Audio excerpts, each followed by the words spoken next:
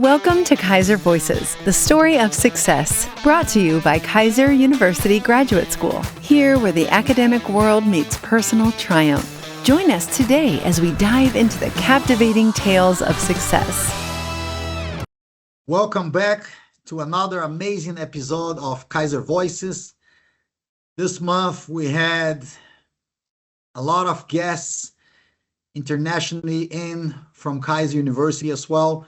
And then we discussed different aspects of exercise and science. As we finish up January, not only I'm back here, but I'll be moderating this month's final episode. And then don't worry, but Miss Heather Corner will be back next month. Today, we're going to talk about fitness for a lifetime. And then I have my colleagues here, and then I'm going to start introducing Ashleigh Bueno. Ashleigh received her master's degree in exercise science, focus on chronic disease. She's has experience as a wellness director. She worked in the community, offering courses in diabetes prevention, managing hypertension, and then exercises medicine. She has passions to teach. She worked with Keiser for several years, and then she also has several certifications, include ACSM, exercise physiology, and exercise is medicine.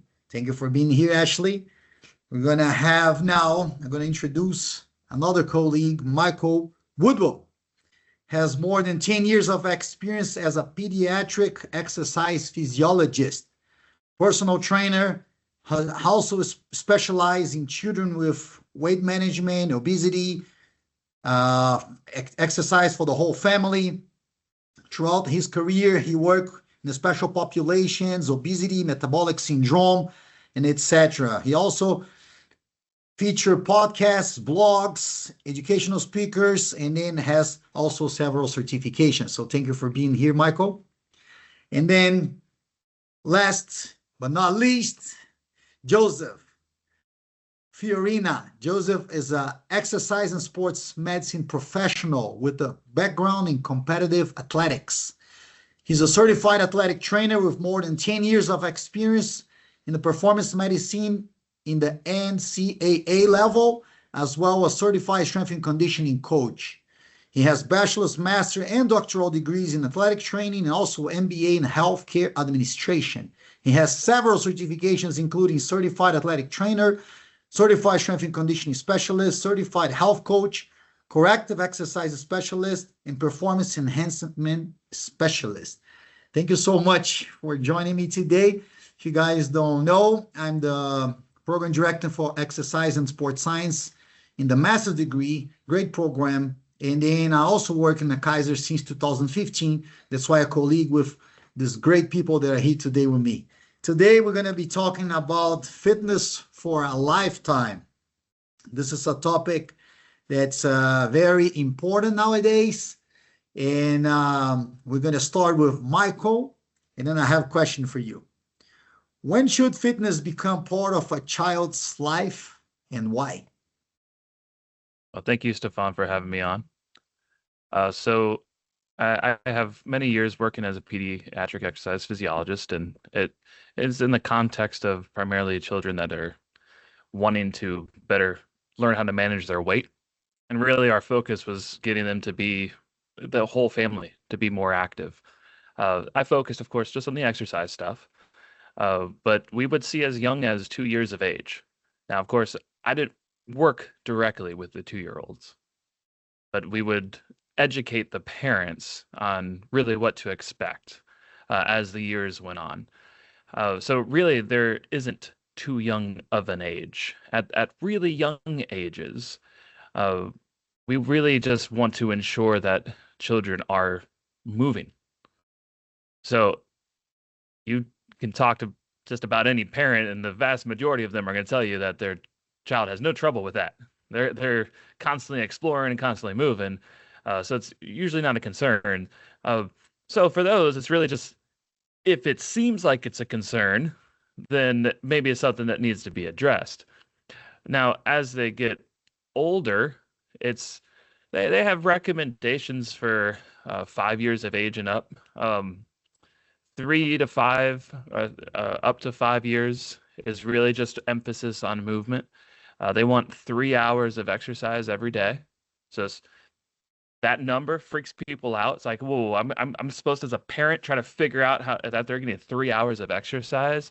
No, again, it's throughout the day. So it equates roughly to about 15 minutes every hour. So it just puts into perspective how much movement they're getting. And of course, as they get older, we need at least an hour each and every day. And a good chunk of that, of course, comes from school, hopefully, but it would be on our part as a parents to help get them active outside of school and on the weekends and such. And why it's important, of course, children are going to develop, they're going to get stronger. So we're going to see positive changes just from their natural growth. But exercise has proven to exponentially improve on those natural improvements. And we have various milestones that exercise helps children to be able to achieve. And I'll finish on this point. The habits that we have as adults, those often start from our childhood. And if we want our children to be active adults, they're more likely to do so if they're taught to be active as a child. Nice, very good. So just to make sure we understand, so starting as 2 years old would be good to them to start, and then getting more hours or more time as they progress, let's say 5 years old and up. Is that what you kind of like saying? So as a practice, we would see as young as 2, since our focus was on obesity, and there could be signs of a child leading, like gearing towards obesity as young as 2 years of age. So as we get older, the exercise becomes more purposeful. So at a younger ages, it's simply just about movement. As when we hit 5 and as we age through, it needs to be more purposeful, and we start increasing the intensity of exercise and adding varieties of exercise as well. Great. Anybody wants to comment? Ashleigh, Joseph? I think that absolutely what Michael said of movement is, especially for young children, is the biggest thing. And then defining that purpose. So Michael, what you're getting at, I think, is okay, now we're going to add in, okay, how do we do a squat? How do we do other things? Oh, before that, just move, do something, get out, go in the park, go in the yard, run around. Very good. Yeah. And then I think, and then maybe Michael will agree with me. So start kind of like sporting activities will be a good option, because we have interaction with other kids to make it fun, right? Not necessarily need to be one-on-one. So start like playing sports, kind of like in Brazil. I'm here right now. It's soccer is the #1 sport. Pretty much every kid, the first toy gets a little like soccer ball. So start like playing, just stimulating the kid to be active. I think it's a starting point. And then as they progress, and then of course having somebody like us in the exercise science field to give them the foundation and the movements going, like what Ashleigh said, teaching the exercise and everything. Agree? Yeah, there's such a huge connection between the types of exercise and the amount of exercise that kids get in so many different aspects of their young life. I mean, it's so important for them socially. It's important for their thought processes. There's some evidence there might be connections between the amount of exercise these children are getting at younger ages and neurodevelopmental disorders like ADHD. And so getting them into something is beneficial beyond just the prevention of obesity. And we all know how extraordinarily important that is just on its own. Great touch point. on the Great point. neurodivergence. Exercise. There's not enough research. There No. needs to be more research in those realms. But of what the research shows, it helps developmentally, but it also helps with a lot of the behaviors that oftentimes society deems as negative. It helps them to just let out all that energy. And I hate doing this, but it just seems to be such a good way of describing it. If you're going to take the dog to the vet and you want him to behave, you wear him out before you take him there. And if you want a child to be able to focus and handle a task at hand, wear them out. It's going to help them to better do so. Very good. So now I have a question for Ashleigh. Why does it seem so difficult for the general population to maintain healthy habits? I think that's something that we'll all be able to touch on, that we've all seen over the years of. We see a lot of focus on fads, fad diet, fad exercise. It doesn't seem culturally something that we get into the habit of maintaining these healthy lifestyles. So to Michael's point earlier, of if you have a child that's encouraged to be physically active and then get into formal exercise training, they're more likely to continue those habits into adulthood. We don't see that emphasis, I think, in like the youth. So, they go out and play and they do their thing, but we see a steady decline as children get older, that less and less physical activity is done, and maybe never any exercise, purposeful exercise patterns are established. So I think along those lines of continuing that, making that part of our culture, that, hey, this is something we do. It's not just a fad to lose weight, to look good right now. It's about finding these healthy things within fitness, but outside of fitness as well, of mentally, physically, nutritionally, all of that coming together. So my biggest thing is, I would say, two things on this: of set up the culture from a young age that we want to be purposeful with our movements and our physical activity, but also learn moderation. When we put these fad diets out, I think, at least as what I see, is that, fad exercise plan, 28-day fit, and someone goes hard for that amount of time, and they might try to continue that and get injured, or, okay, I dropped 5 pounds, okay, I'm done now. So it doesn't seem like it's a recurring thing that is occurring. It's just, okay, this one fad portion in time, and now I'm done with that. But fitness is for lifetime. That it should be just a lifestyle modification overall, not just a fad portion I did once and then I'll do it again in 2 years and then again after that. So learning to moderate this, of don't go too hard too fast, but learn to add it in progressively as a lifestyle. Like, I have to go to work every day, right? I have to eat food every day. I have to exercise, 5 days a week, or however long people do it. So just learning that it's part of lifestyle. So setting it up at an earlier age for that. I think that's really Nice. Very good. Thank you. And then this leads me to another question for Dr. Fiorina. So how can I make fitness sustainable part of my life regardless of age? It kind of goes a lot back to what Ashleigh was just saying, in that it has to be a purposeful, longer term change. Unfortunately, we, at least speaking as an American, obviously it may be different in other places around the world, we're very instant gratification. If something doesn't work and we don't see the results quickly, it can be very difficult. Just look at where we are right now. We're in December. We've got next month, the gyms are going to explode, and everybody's going to be in the gym in January and February. And that's where they make most of their revenue every single year. It tends to be like that. But just purely from the perspective of what can we do, it doesn't need to be huge things. Little tiny changes, watching your portion sizes, because a lot of people don't realize that exercise in and of itself is not actually that useful for weight loss. It has a whole lot of other benefits, but purely from the perspective of weight loss, exercise is a relatively small component of it compared to diet. And so little tiny changes with portion size, maybe making better decisions, not necessarily making entirely different decisions. A lot of people try to cut out all sorts of things. Ashleigh was talking about the fad diets. Something like keto. Can keto work for someone? Absolutely. But the reason why it fails for the vast majority of people is because it relies on an extraordinarily limited amount of food or types of foods. Whereas you can be healthy eating a very diverse diet, and it doesn't require you to completely give up all the things that you love, because that's how you're going to fail in most diets, is because it requires you to give up the things that you love. And so the little tiny changes are what is required.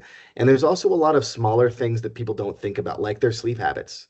We don't sleep enough as Americans, and sleep has a huge impact on our health, on our metabolism, on our weight.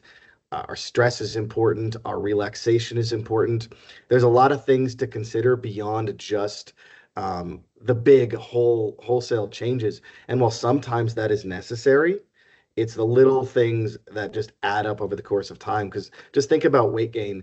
most of the time, you're not going to gain 100 pounds in a year. You're going to gain a few pounds every single year, and then a decade goes by and you're 40 pounds heavier and you don't know what the heck happened. So it's just the little things that are really going to be the big important changes that you can make over the course of time. Nice, thank you. And then leads me now to this question to Michael. How can parents help their children to get more active then? Well, to touch base on what everyone else has been saying, if the parents are active themselves, they can help to set the tone. It's amazing what children notice, what they pick up on. And if you're doing it, or if you're saying it, but you're not doing it, they're not likely going to do it. They usually find our flaws as parents, and those become the things that they focus and continually do over and over again. Now, when it comes to children, its emphasis needs to be on enjoyment. It needs to be fun. So to kind of touch base on what you were talking about earlier, Stefan, is that, or maybe it was Ashleigh, it was somebody, that the what we do for activity, what a child does for activity, doesn't necessarily have to be real structured. When I would consult with the parents, I'd let them know, hey, you go to the gym, that's your gym. You take your child to the playground, that's their gym.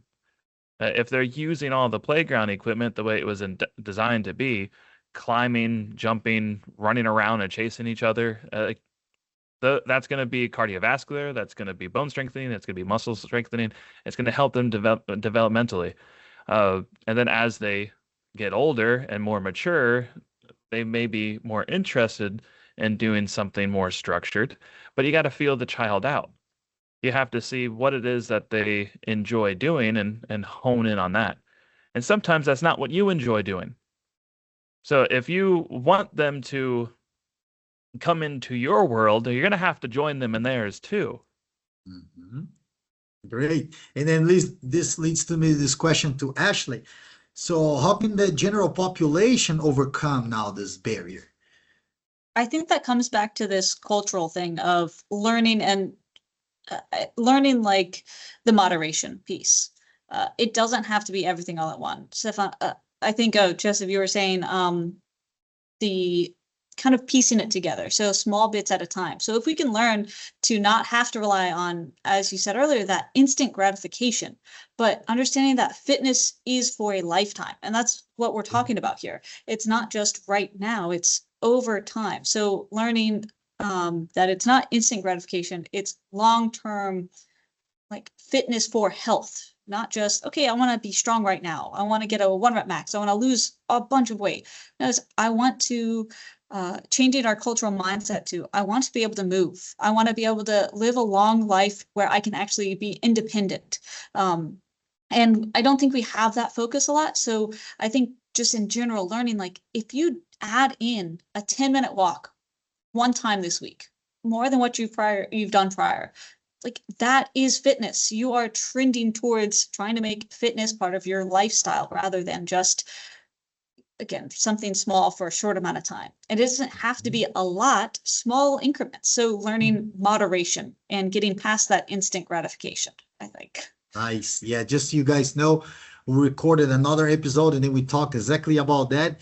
Because nowadays with the social media craziness and Instagram and Facebook, all they want to see is the quick results because they see somebody in, let's say, in a low body fat percentage and they think, wow, this guy just got there, follow this 10-minute workout and then you get like that. And the thing is not just like that. So it takes longer, but they don't tell you. And then this young people, generation, naive, let's say this, and then they think like, oh, I need to follow this type of diet, and then they just look for this instant gratification. It's not like that. Yeah, So no, it's also not achievable for the vast majority of people, nor honestly should we be aiming for it. I mean, the differences in disease rates between someone who's of a quote unquote healthy or ideal BMI versus someone who's 10 pounds heavier is negligible. So if your life is done in a way where it's set up to be relatively healthy, but it's not quite all the way there, Anything else is just extra that you want to do, not necessarily what you need to do. Mhm. I'd like to play Yes. devil's advocate here. Mhm. Okay. All right. So I'm on the same boat with what everyone's saying. Now, one thing that we struggle with in general, and particularly, um, uh, well, us ourselves as adults, and then exponentially so as parents, is structure, is Mhm. creating structure and maintaining a structure. In fact, that's where a lot of the struggles with parenting come from, is the lack of structure. Uh, I don't, the instant gratification and is definitely a problem to try to pursue, of course. The structure, some, I'm not necessarily going to say that they hone deep into a fad diet or fad routine, but what they do end up doing is creating a structure that they would not have for themselves. So I've always liked that aspect, that it would give that structure. Where society needs to go is, how can that structure be simplified for the things that we want people to really be pushing for? And society needs to also push that there is instant gratification no matter what steps that you take forward. They just need to be educated on what those areas are that they're actually improving upon, because I know I want to lose in my gut, but that's not going to happen in 30 days. Mhm. But I know I'm going to feel a lot better. Hmm. My sleep may be improved. My attitude may be better. Some these oftentimes we focus so much on one thing that when we don't see that thing changing, well, Mhm. then we feel disappointed. So most of my time was educating parents and families on trying to find the things that are improving and focusing on those. Because then a fat diet could potentially turn into something long term if they can at least focus on the benefits of what they did see, and start developing, some better alternative methods. I think Nice. that too Yeah. comes back to moderation too, right? Hmm. Like learning that aspect. I think I agree. Yeah. Yeah, I think it also comes down to why people get in trouble in the first place. A lot of different reasons why people adopt unhealthy habits. And for some people, and I've struggled with this, for some people it's willpower. You talk about like the seafood diet. You see it, you eat it. You see something that you want to eat, you go ahead, you eat it, you grab that bag of chips, next thing you know, it's halfway down. And my concern with the really intense fad diets is, if it was a willpower issue that got you there in the first place, do you have the willpower to stick to keto or anything else? Even those like keto that have been studied extensively, and we do know relatively the safety profile of those diets. I'm not saying that everybody gets in trouble from a willpower perspective. A lot of people, it's knowledge or cost or time, a lot of different reasons why obesity and poor health outcomes happen. But for myself personally, I will tell you, a lot of my struggles in my own life have been willpower centered. So it can be difficult for some people from that perspective. And then, so this leads to my next question to you, Joseph. How can I incorporate activity around my busy schedule? So that's a common question people have. So a lot of people think you have to go super hard or super long to see any results, and you don't. There's a lot of evidence out there that as little as 20 minutes of decent intensity exercise, you can see results. And there's been studies that have been done that have looked at like hour-long exercise versus three different 20-minute breaks ish. And while there is a benefit to exercising for longer, as long as you're getting that stimulation in and overloading that tissue in some way, shape, or form, you're going to see results. So you got a busy schedule. You can't carve around an hour and a half to go to the gym after work or before work or whatever. Get something in. The little things add up over the course of time, especially with resistance training. It works a little better with resistance training than it does cardiovascular. But if you're looking to add muscle, slim down, feel a little bit better about yourself in terms of the way you look, and you want to get in the weight room, little bits here and there can be hugely beneficial. And kind of what Ashleigh was talking about, it's also about and Mike brought it up too, was also about health, not just weight. And so things like your flexibility and your balance are huge, especially as you get older. And it doesn't take hours of training to see big improvements in those things. So just little tiny bites, and also changing little things while you're working or during your occupation. Get up every half hour and do a lap around the building that you work in. Big things to improve your health and how you feel. It also has an impact on things like your mental health that people don't quite realize how important it is. So it doesn't need to be a huge time sink in your life. And we all have our busy lives. Mike brought up the idea of families. I've got a 3-year-old. It's not easy to carve out gym time always. So little things can be hugely beneficial. Nice point. Nice. And then, so I have this question here. And so this question will be for Ashleigh. So why should everyone care about fitness, not just athletes? I think we've already touched on it. It's that, again, the fitness for a lifetime. It's about covering all aspects of fitness, of not just strength training, not just cardiorespiratory training, but like you just said, Joe, of the flexibility. So do you have a good range of motion? Can you easily go through and reach something behind you without doing something weird and hurting yourself for some reason? Do you have the balance? So if you accidentally get caught up on an area rug, like, are you going to fall over? And that's not just, we think about that with the elderly, and that is a huge risk for when you get older. If you start that now, you run into less of a risk of that, but you could be any age and fall. How well you catch yourself could be dependent on how well you train, how much you train. Even just like you said before, the little things like doing 10 minutes of balance training, it could mean the difference between falling and not falling, because you caught your foot on a curb or something. And so it comes back again to this fitness for a lifetime of we want to feel good and be able to move throughout our entire lifetime. I know me personally, like at a young age, I had a back problem. I was 19 and the doctor told me I had the back of a 60-year-old. What do you do with that? What do you do is how I got back into being able to move was exercising. I started stretching and I started strengthening, and it made the whole difference. And so I know countless of times people are out of work constantly for things like low back pain. So things, adding in fitness and exercise and just some sort of little routine can be so important to improving one's just daily activities. Not even talking about, I'm not trying to run faster, I'm not trying to lift heavier. I just want to live without pain. I just want to live and be able to move. Go.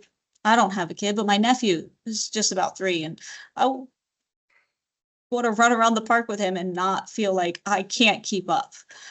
So just being able to live comfortably, I think, is why it's really important for everyone to know that fitness is for everyone. Exercise, wellness, all of this, it's for everyone, not just someone who's trying to, improve their sprint speed or be able to throw a ball further. It really is just something that should be ingrained in us from a young age, that we should all be fit. Nice. And then just to compliment on that, I have 2 daughters, one's 14, one's 16, and then they like soccer.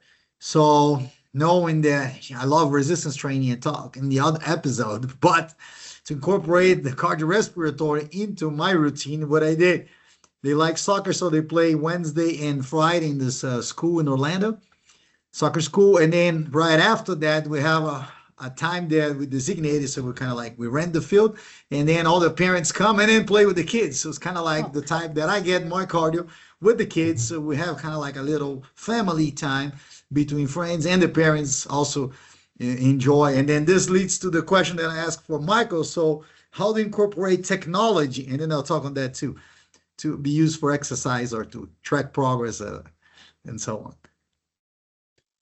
on. I'm sure the use of technology is not new to just about anyone. It's probably the first thing that anyone looks for is like, I want to start exercise and start moving. Where's an app? What app can I find to help me do that?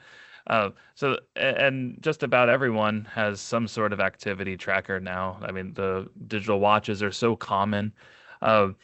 So really, I like talking about the technology piece because there are avenues that say like virtual reality or XR gaming that many are don't necessarily believe is exercise, or at least talking with the parents, they feel like it's just gaming and such. And I can attest that I've incorporated such methods into my own routine, and I can definitely pull up a sweat.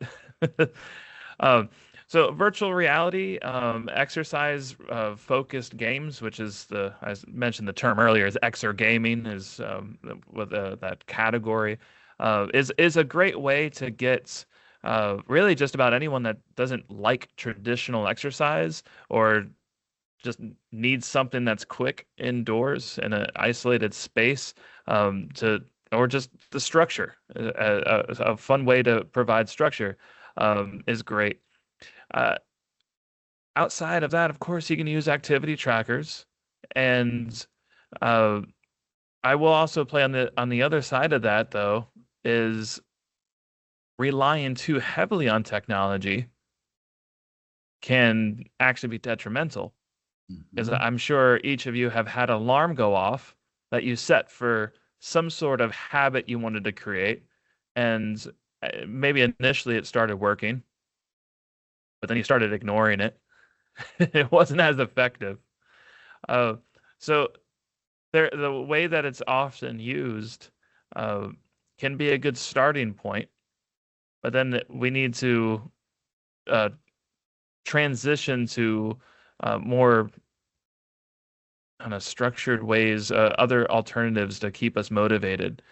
So technology then maybe using for creating a social network that maybe you don't have, that support system. You may not have a support system at home, and finding a group through technology, whether it's social media or there's apps that are, it's like playing Dungeons and Dragons, like role playing for exercise, and you level up by exercising and reporting that exercise, and anything that's going to help you to get motivated or keep motivated to progress and develop a habit. Nice. And then this leads to the point that I want to talk. This open opportunities for us as exercise physiologists or personal trainers, even for our students, because sometimes the people, okay, they use this app or this device or this challenge, like Ashleigh said earlier, to start, but after that they start, losing interest and motivation. Then hiring somebody that really understand, make the exercise fun, and create those modifications, because sometimes those apps or those challenges, they're like one size fits all, and then that doesn't work for everybody. Work for a little bit, maybe, sometimes people can get hurt. Joseph's going to talk about that later. But then us in the field, exercise science specialists, we can modify and then create the continuation of that, and then creating the progression and all the stuff that we talk, and even in the other episodes that's going to lead. So definitely important. Another thing that I also link to what Michael said about the smartwatch.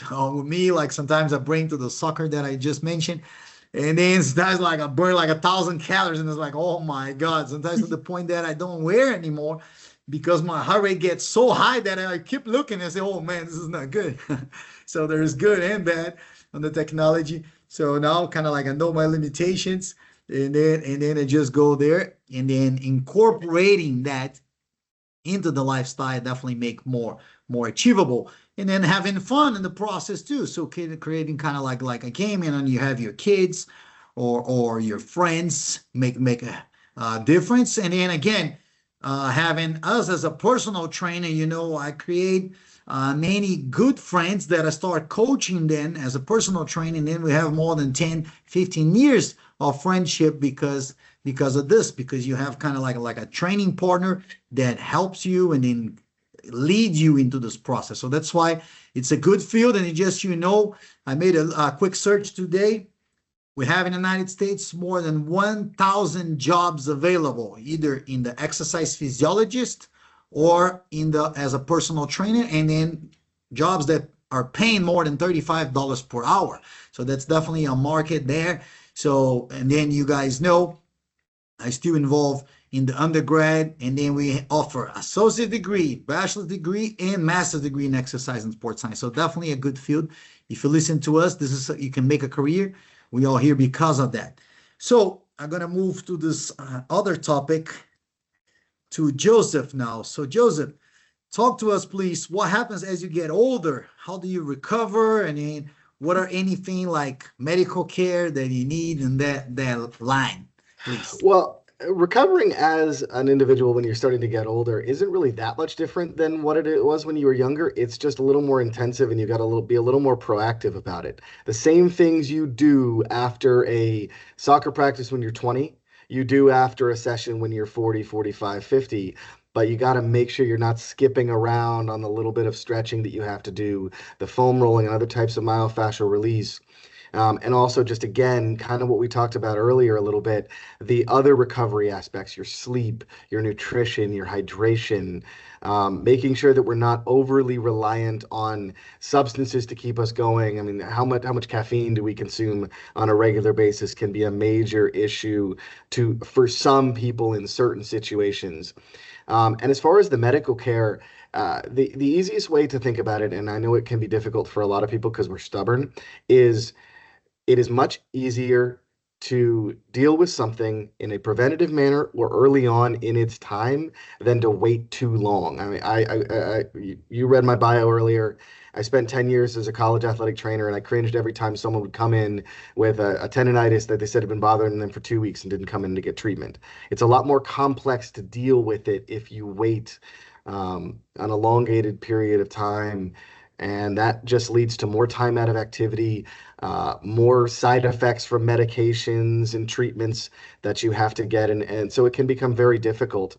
But just making sure you're just more proactive about things. And the nice thing, however, though, is if you are able to be more proactive, you're still able to do all the same things you could when you were younger. There's a lot of data out there about how incredible people can be from an athletic perspective, even into their 40s and 50s and 60s. And it's just all about kind of that consistent things that Ashleigh was mentioning earlier, that fitness is a lifetime thing. If you're consistent about it, you continue to exercise and continue to build muscle and keep your cardiovascular system in good shape, there's nothing that's going to stop you once you get a little bit older. You just got to be more proactive about it. So this leads to Ashleigh, because she mentioned that you can see other aspects of the health and wellness, not just fitness. Can you explain a little bit better, please? Yeah, and I think we've touched on that a little bit too, because when we talked about the fitness, we're like, okay, that's exercise and all that jazz, but also like sleep. That was something that was mentioned already. That's so important, and that's part of your recovery. And just how you can set up, lack of sleep can just affect so many different things in our body. And that's a huge thing. So if you don't have enough sleep, so many people get less than the 8-9 hours that maybe they should get. Everyone's different. It's hard to say for sure, but that's huge. But also things like mental health. We have a course in our program that's, stress management. Why? Because when we're talking about exercise and health and wellness, you can't just focus on one aspect. You have to look at the whole spectrum. Mental health is part of health. So you have to know, how can you deal with it? And that might be something about body dysmorphia. And that does come into play with exercise, but it might be something that, okay, you just need to go outside and take time for yourself because you're not doing that properly. Maybe you're being overworked in some aspect. There are so many different aspects that you have to really look at to try to think of a better generalized health and wellness routine. Add into that also nutrition, which we touched on, and part of that just moderation. Like, just if you go to have some chips, that's okay, but moderate how much of those chips you eat. So we can go way more in depth, so I don't know how much I want to, but if anyone else wants to tie in too, but just any of these aspects, that going outside of just exercise for wellness, it's a broad spectrum. Great. And then if you talk let's think about us so maybe people can see our example. How do we overcome? Michael, what are the challenges you see for yourself to maintain a fitness regime in your schedule? I know we're busy because we work, maybe class. They've all been mentioned. Every last one of them. Yeah, I personally struggle with sleep. I struggle with willpower. I have severe ADHD, so it's really just what drives me in that moment sometimes. Uh, so, and then of course having the family. So it's yeah. Look, we can come up with a long list, and I can't say that I'm also the best example, but when I am the most successful is when I do create that structure for myself. And for me, it's always been something I need to do first thing in the morning. If it's gonna if it's active, it's very first thing in the morning. The lack of sleep, that's usually the thing that kills that for the morning. But it's yes, for those in America, in the US, it's easier to add to the plate than it is to take away. Mm-hmm.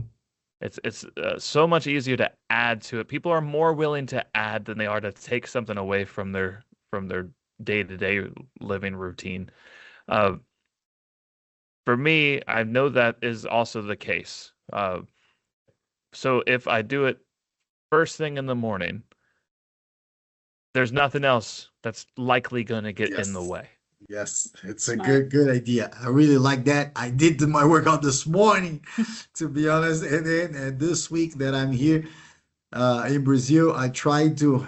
We have a 2-hour difference between Brazil and Orlando, and then I tried to go every morning and then go hit the gym. Why? Because later we know, and then we're busy, and then we have the classes, and then we teaching the students, and sometimes family issues, and then you're not gonna have time. So maybe like adjusting your schedule so you can sleep earlier, and then you still get, like Ashleigh said, the importance of the hours.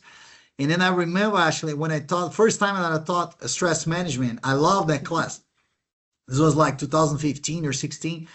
And then I start implementing part of that stuff in my life, and it helped me tremendously. And then my students, and then every time I teach, I say, guys, look, don't think it's only you. I have the same trouble, same problems here, like Michael, like Joseph. We all have our family issues and situations, but then applying what we learn is very important. So our program, the way it's set up now, it's amazing. And then just so you guys know, I have like about 26 students in the graduate school now.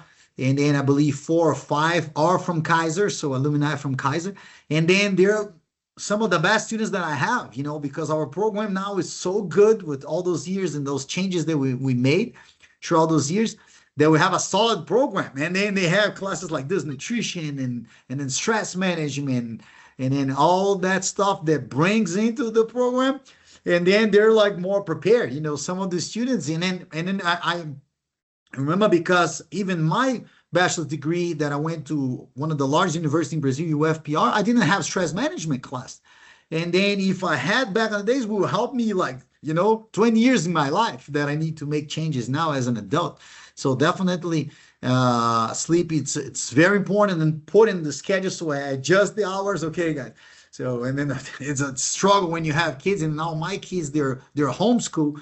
So imagine, so then I need to make them sleep early so I can sleep early. So wake up when they're sleeping and then go to the gym. So it's a struggle, but definitely important to do. Great.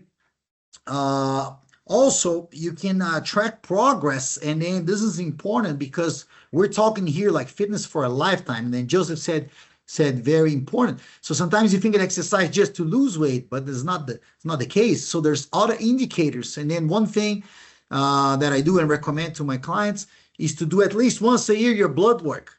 And then as they start doing your blood work, sometimes you see stuff that you never thought you had, like cholesterol problems or triglycerides. And as they start changing and make those lifestyle and nutrition and eating and exercising, and they see progress. Now when they go again, their physicians wait a minute, what happened to you? You got better. And then now it's not us telling them, oh, yes, exercise is good for you. But now they have other specialists in the field, in the health field, that giving them feedback and then say, look, whatever you did, making positive changes to your life.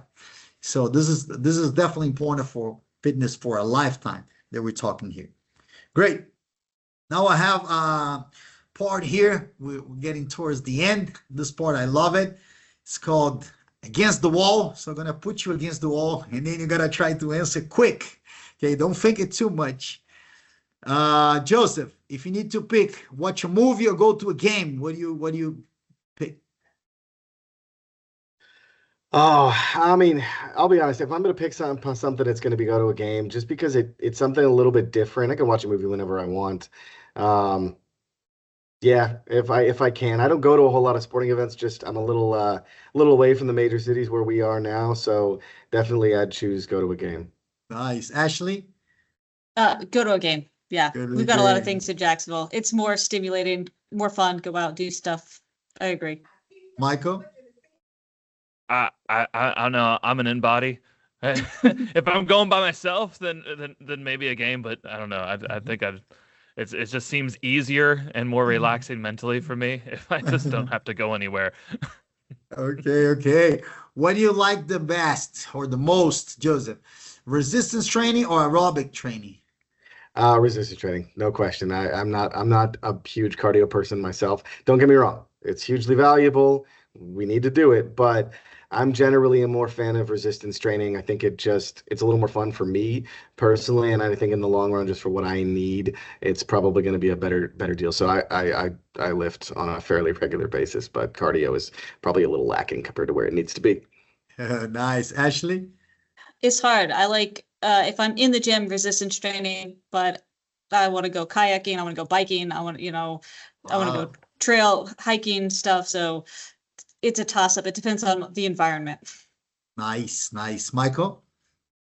Yeah, I mentioned earlier I have ADHD, so it really just depends on how I feel in the moment. I love boxing. If I'm in the mood that day, I'm going to be doing a lot of boxing drills, or it's hitting the weights.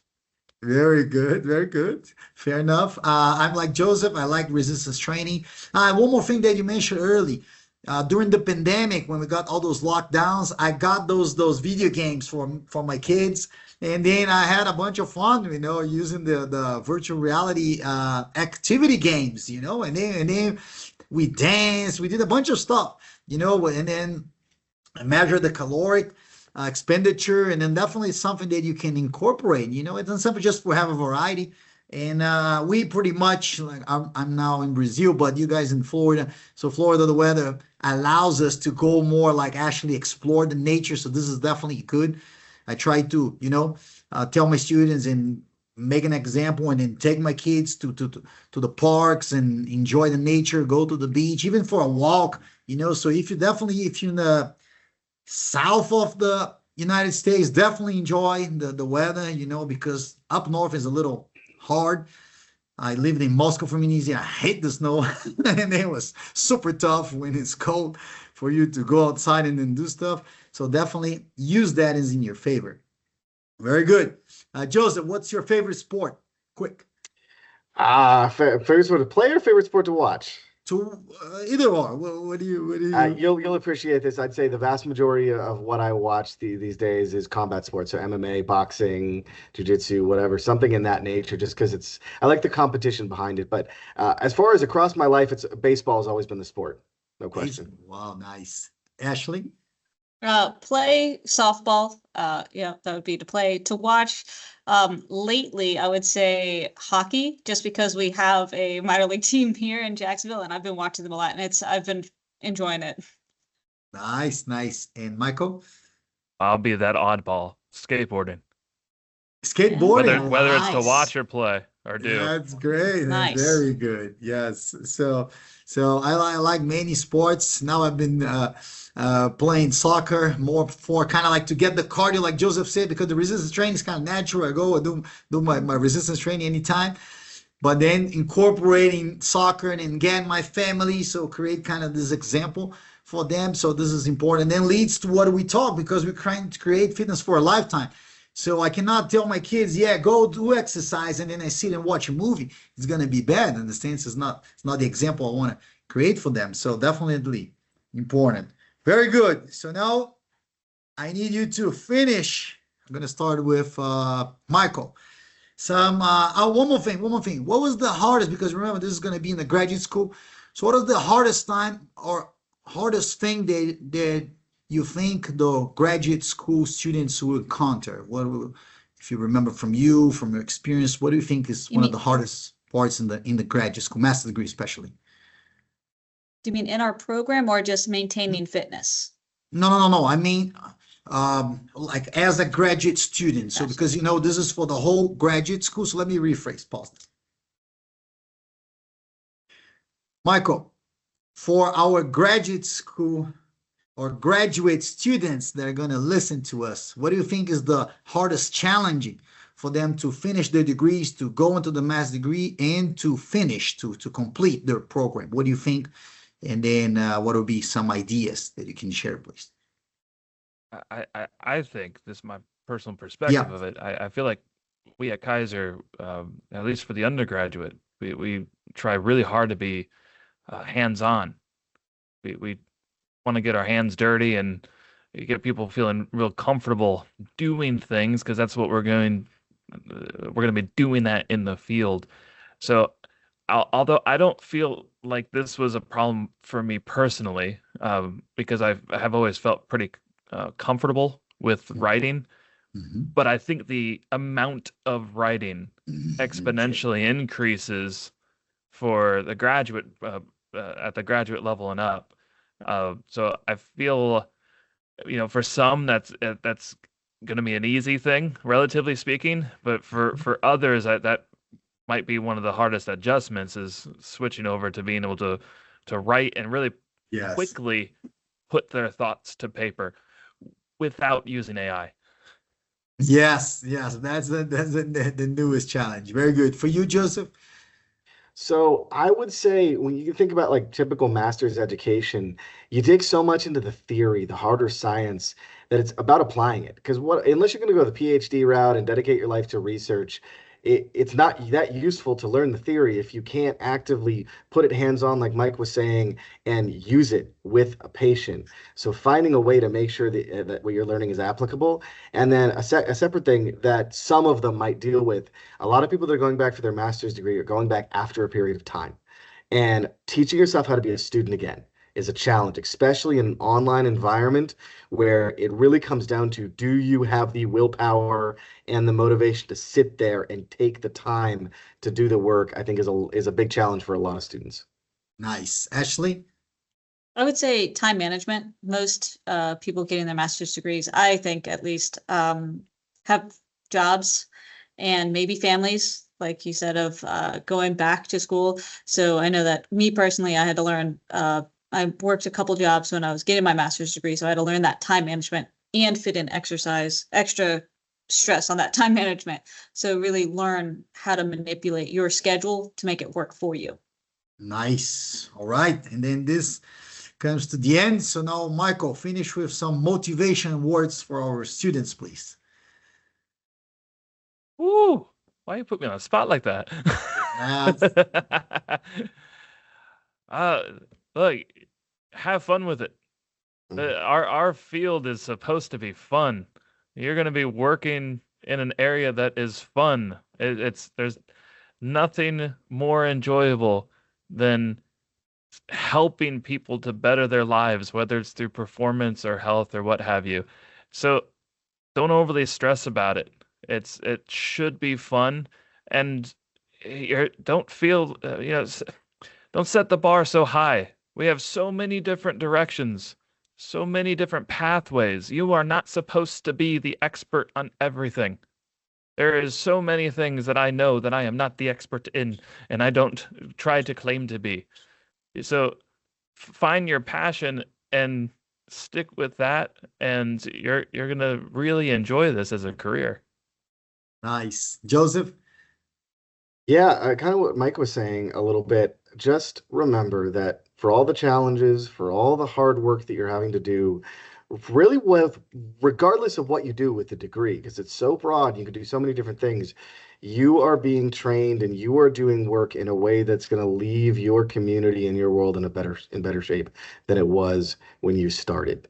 And so you are going to help people in some way, shape, or form, and never question the power of what an exercise professional can be. The impact on life that you can have is extraordinary. And as much as it sucks sometimes with all the work that you have to do, it will be worth it for you and for your community in the long run. Nice. Ashleigh? Take time for yourself. That's really hard to do when you've got a family, going to school, working. 10 minutes, 20 minutes, whatever you can take every day. Take time for yourself. Is that walking outside? Is that exercising? Is that reading? Is that watching something? Take some time that is for you. All right. So this comes to the end. I want to thank you guys for joining us and share this valuable insights. It was a pleasure to be here. You guys are my colleagues, and then we love what we do. That's why Keiser is so successful in this field, because we're like hands-on. I love Michael's office. You can see the back. So that's what we do, so we try to really get their hands-on and then try to apply the knowledge. So thank you so much, guys. Thank you for having us. Absolutely. Thank you. Nice. Yeah, and then if you enjoyed this conversation, please be sure to like, share, subscribe. Keiser Voices podcast. And this is a pleasure. I want to say thank you to Adriana and then Heather to let me be the moderator today. It was a pleasure to be here and then give us opportunity to show a little bit of what we do. And hope to catch you next time on the Keiser Voices podcast. Thank you, guys. Thank you for journeying with us today on Keiser Voices, the story of success. As we close this chapter, remember, every story has its next page.